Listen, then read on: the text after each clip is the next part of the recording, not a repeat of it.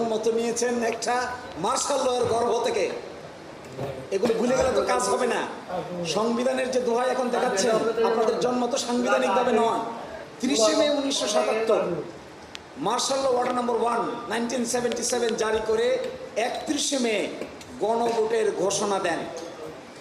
30 মে গণভোটের ঘোষণা দেন।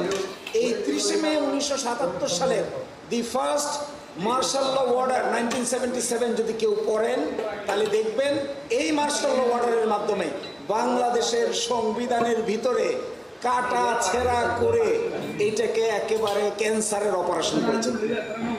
Absolute faith in the trust almighty Allah কোথা থেকে আসলো? বিসমিল্লাহির রহমানির রহিম কোথা থেকে আসলো? মৌলিক নীতিতে পরিবর্তন কোথা থেকে আসলো? এগুলো সব কিন্তু মার্শাল ল অর্ডার দিয়ে করা।